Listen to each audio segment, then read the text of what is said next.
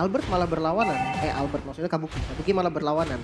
Dan bahkan di sisi sebaliknya kita lihat, harusnya yang dominasi ini dari seorang Hai, bukan Finn. Malah yang membuat ketakutan jungler itu sendiri, malah berada di sisi dari tim RRQ. Kalau kita bahas soal Franco nih, lu setuju gak sih kalau Franco ini gak muncul malah serem? Iya dong, kan itu dia yang mengerikan. Dia bisa inisiator tanpa harus mengeluarkan badan yang gak ngebuka badan. Justru kalau dia muncul, kita gak takut gak sih? Oh dia ada di sini. Tapi Gua kalau tahu dia nih, gak ada, waduh. Geraknya kemana gitu ya, geraknya kemana. Dan bahkan kita lihat juga di mana ada Chait mencoba one by one situation di arah bottom lane. Ada Hai mundur ke arah belakang, Finn bersama dengan seorang Rainbow mencoba untuk memberikan sedikit pressure di arah bottom lane. Hai mau gak mau harus mengeluarkan satu buah flickernya kali ini untuk bisa survive. Tembok yang sangat tepat dikeluarkan oleh seorang Finn. Barrier 1 kali 24 jamnya. Kali ini portal yang sangat tepat bahkan sampai membuat Hai mendapatkan flickernya. Iya lumayan sih ya untuk di awal. Walaupun gak ada kill yang terjadi. Tapi menurut gua ini udah lumayan banget nih. Source besarnya udah keluar. Sosok dari Roamer gak punya flicker ketika di turtle pertama. Otomatis semua bagian frontnya akan lebih berani. Dan Martis Expulent match up sama Glow. Jujur kalau memang di fight adu terus. Kayaknya Martis masih bisa deh untuk ngasih damage dan kabur. Alright, tapi yang paling sulit adalah Martis di sini nih. Ini akan ada zoning out yang tidak cukup adil kalau gue bilang di arah EXP lane. Kenapa? Glue itu survive banget. Dia benar-benar bisa bertahan hidup untuk nge-zoning out para pemain dari tim Aura Fire lainnya. Tapi lihat, Retribution berhasil didapatkan dengan Kabuki sangat baik. Bahkan first blood didapatkan dengan 1 point kill atas seorang Finn yang mahal. Lagi ya, berarti kembali lagi nih. Aura dengan rotasi yang bagus di awal. Turtle-nya oke sih, Retribution-nya Kabuki ini bahaya nih kalau gue lihat. Iya, udah mulai ya. Iya, cuman entah kenapa nih, jangan sampai ikutin alur dari RRQ. Karena memegang early game, di game pertama kita udah lihat, itu gak cukup. Gak cukup, kan aku udah bilang, sekarang ini very important person itu berada di gold lane. Ya. Itu udah pos satunya. Yang bisa dibilang, kalau misalnya di arah early to mid jungler bisa gendong, udah bisa menangin, ngasih space, mid lane trio midnya udah ngasih space, tapi mid to the late gamenya gold lane yang gak bersinar, berat. Emang susah sih, karena yang punya damage di akhir ya gold lane gitu kan. Ya, bahkan dalin basic. Bahkan kalau early-nya gold lane-nya gak maksimum, tapi di arah mid to the late gamenya dia bisa gendong, itu malah bisa jadi menang, Lim. Menarik ya, dengan sekarang tuh memang rata-rata kayak gitu, karena tanknya kan ada di jungle.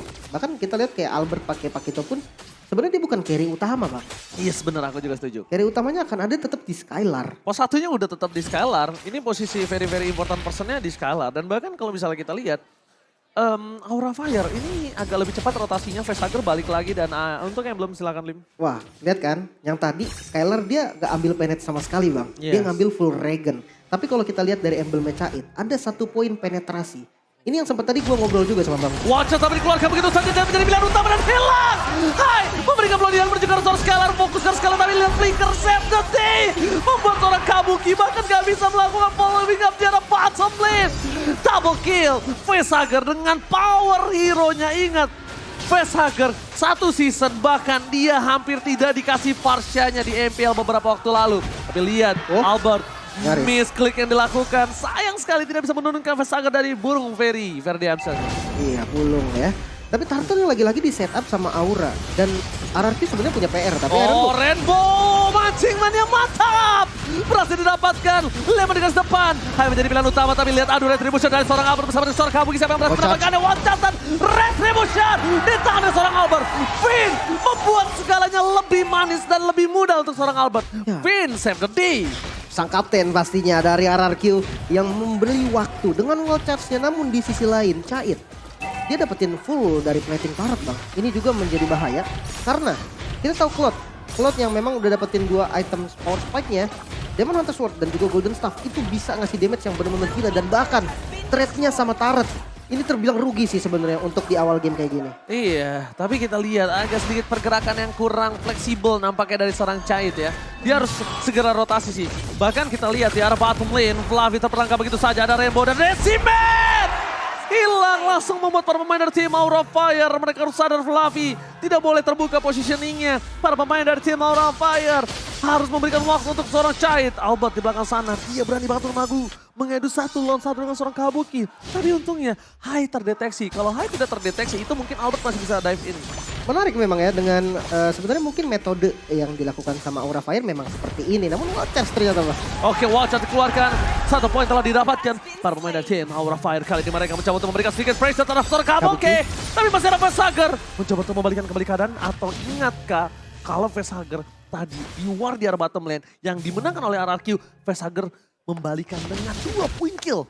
Iya. Itu jangan sampai dilupakan. Posisinya sih yang paling bagus posisinya. Posisi ininya itu dengan Parsianya itu sangat-sangat bagus. Bahkan dengan dia Purify sekalipun ya.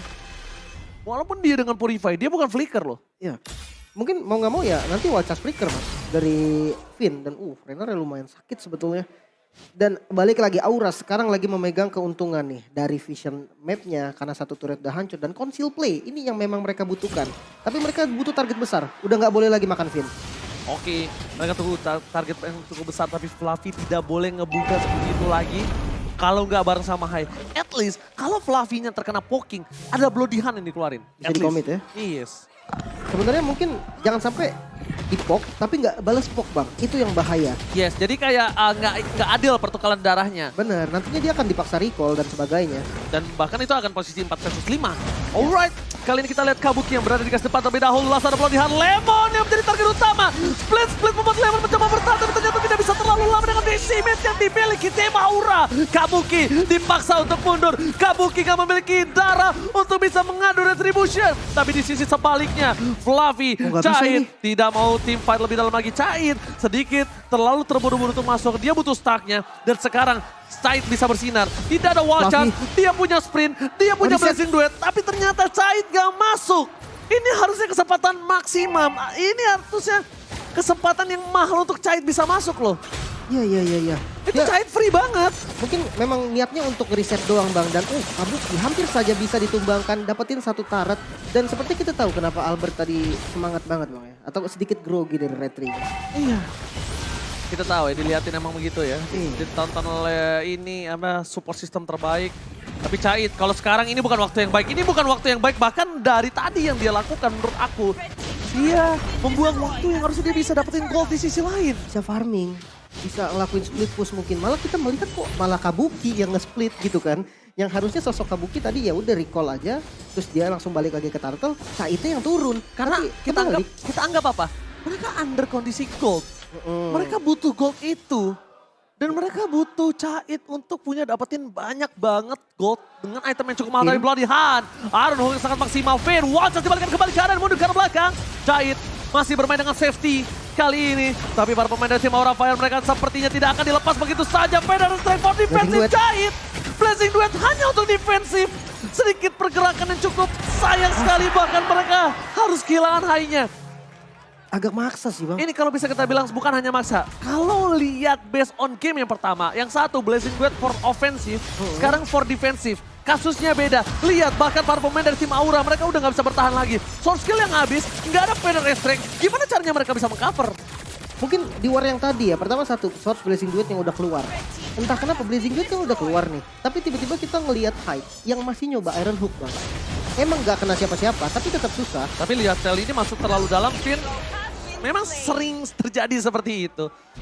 Dan bahkan Finn adalah salah satu roamer yang sering di take down gak sih?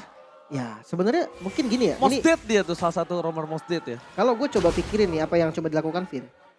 Dia ngebuang Bloody Hand Bang. Karena Bloody Hand ini pasti ada yang kena loh. Yes. Mau nggak mau dan ya udah dia kasih badan dia.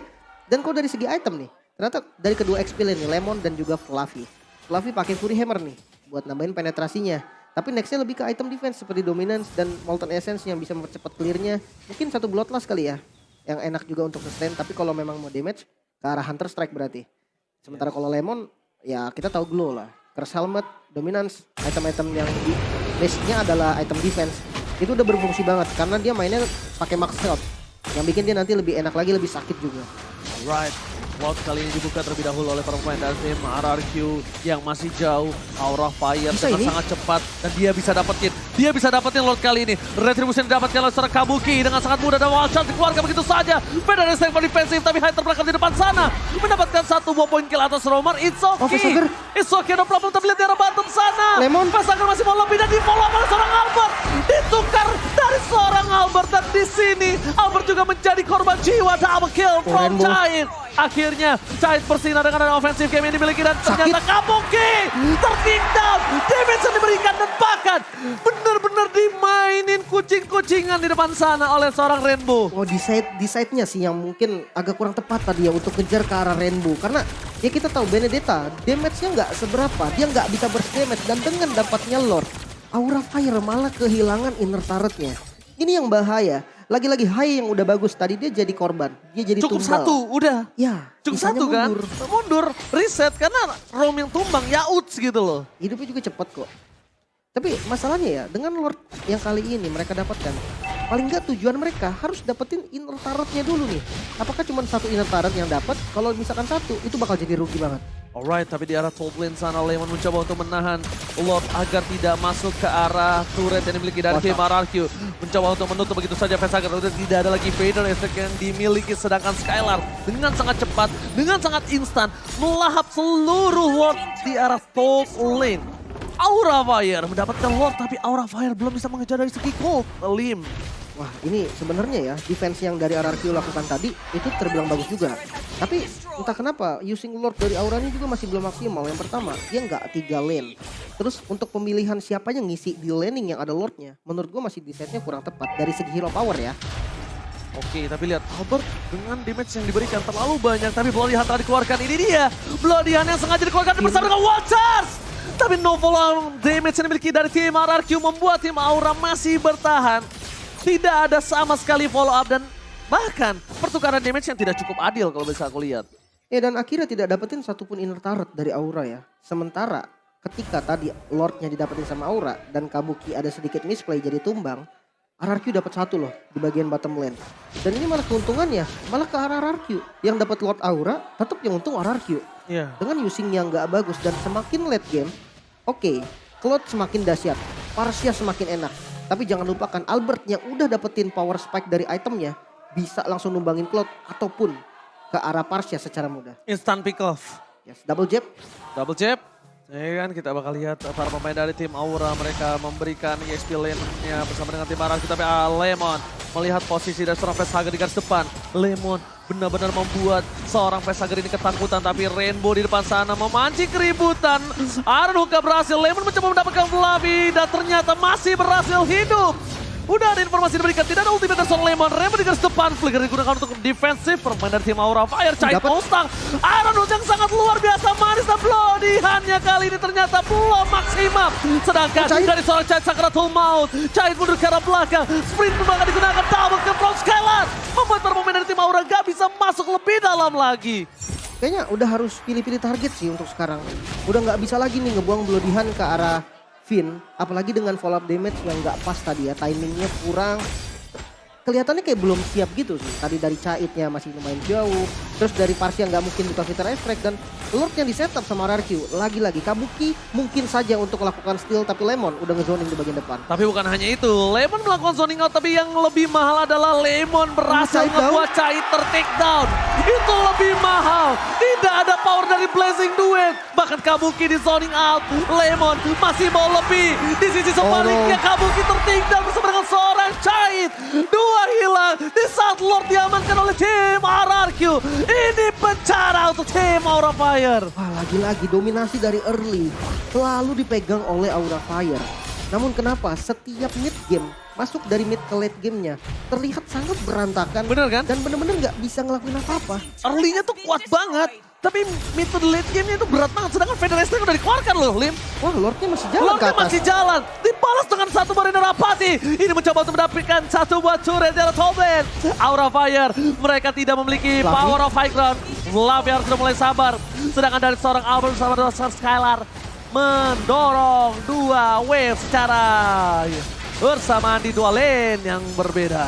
Aura Fire, mereka harus sabar. Kabuki nggak boleh masuk lebih dalam lagi. Lihat damage yang diberikan dari seorang Skylar dengan damage dari Rennernya. Cukup sakit. Face turret aja udah paling mahal. Ini udah cukup dia dapatkan. Udah nggak bisa lagi dari tim Ararki untuk masuk lebih dalam. Dan Aura mungkin Fasager udah mulai harus siapin Federal Strike-nya khusus di momen-momen tertentu. Kenapa? Biarkan Caitnya yang melakukan clear minion. Iya, ataupun poking damage bagian depan nggak boleh buang Veteran Strike sih. Dan ya satu tadi itu targeting. Kayaknya Vin udah nggak boleh nih untuk dimakan pakai Bloodihan. Karena damage-nya pun nggak cukup bang. Udah nggak kuat. Iya, udah bener-bener kuat banget. Dan akhirnya selalu dibalikin. Apalagi udah ada punya Immortal dari Vin. Ini bikin mereka udah nggak boleh lagi nih maju ke depan. Dari emblemnya pun ada penetrasi. Oke, tapi bahkan Vin emang sengaja. Dia ini seperti kata Bung Lim. Dia akan setidaknya, walaupun dia tumbang, gua mau nuker dengan 5 ultimate kalau bisa. Benar, yang paling penting Bloodihan-nya sih. Itu yang paling pengen di trigger ya. Tapi kalau kita lihat di item ketiga ternyata memaksa untuk bikinnya Immortal. Dan ini source magical damage bisa masuk ke arah Vin. Oke, tapi lihat sebentar lagi akan ada flanking dari seorang Vin. Sekarang dengan depan dan wajar. Bersama dengan seorang Skala, surprise attack. Dikeluarkan begitu saja. Cahaya Sakratal Maut menuju ke arah belakang. Lemon mencoba untuk mengejar. Rainbow is coming up bersama dengan seorang Kabuki. Akan di-take di depan sana. Champion dikeluarkan. Membuat Kabuki terperangkap di dalam zona nyaman. Fluffy, flicker for defensive. Para pemain dari tim RRQ. Mereka coba untuk mendorong di arah tengah. Cait, what are you doing? Harus mundur ke arah belakang. Dia nggak bisa ngapa-ngapain karena udah nggak ada lagi blazing duet. Dan ternyata fucking damage 2 hit from Cait take down. Fluffy seorang diri, wipe out. Raja dari Skala Raja berhasil mengamankan 2 poin tanpa balas. Wah, RRQ kali ini mau gila dengan sama ya, comeback juga momennya. Dan yes, 2-0 Israel. Lagi-lagi early game yang dikontrol sama Aura Fire. Ternyata masih belum bisa nih dieksekusi dengan baik. Apalagi ketika masuk di arah mid game. Apalagi di late game. Dari targeting dan decision makingnya juga sih. Perlu banget untuk dievaluasi.